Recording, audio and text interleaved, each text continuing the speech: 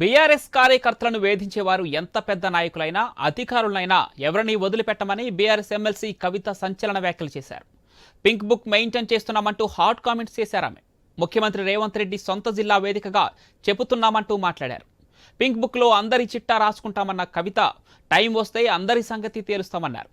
మంత్రి జూపల్లి బీఆర్ఎస్ కార్యకర్తలను తీవ్రంగా వేధిస్తున్నారని, చిన్న విమర్శ చేసినా ప్రశ్నించినా అక్రమ కేసులు పెట్టిస్తున్నారని ఆరోపించారామె. జూపల్లి కొల్లాపూర్ నియోజకవర్గానికి టూరిస్ట్ మంత్రిగా వ్యవహరిస్తున్నారని నాగర్ కర్నూలు జిల్లా సింగోటంలో అన్నారు కవిత. గారు మరి ఇక్కడ మొత్తం కొల్లాపూర్ నియోజకవర్గంలో బీఆర్ఎస్ పార్టీ తరఫున నిలబడ్డటువంటి ఏ నాయకుడైనా సరే మరి వారి మీద కక్ష కట్టి చిన్నదైనా పెద్దోళ్ళైనా ఒక ఫేస్బుక్ లో చిన్న పోస్ట్ పెట్టినా లేకపోతే ఏదైనా నిలబడి ప్రశ్నించినా ఏది అడిగినా కూడా కేసులు పెట్టి ఇబ్బంది పెడుతున్నటువంటి పరిస్థితి ఉన్నది. ఇక్కడ శ్రీధర్ రెడ్డి అనేటటువంటి మా కార్యకర్తను కూడా దారుణంగా చంపడం కూడా జరిగింది. జూపల్లి కృష్ణారావు గారు, మీరు టూరిజం మంత్రి కాదు, టూరిస్ట్ మంత్రి లెక్క వ్యవహారం చేస్తున్నారు.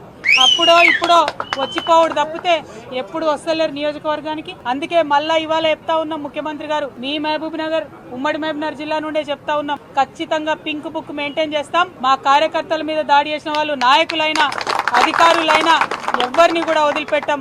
అందరి చిట్టా రాసి పెట్టుకుంటాం. మాకు కూడా టైం వస్తుంది, అప్పుడు మాత్రం ఖచ్చితంగా చెప్తామని చెప్పి మరి అంతవరకు మొక్కవోని ధైర్యంతో మొత్తం 50 మంది కూడా ముందుకు సాగాలని చెప్పి బీఆర్ఎస్ పార్టీ నాయకులందరినీ కూడా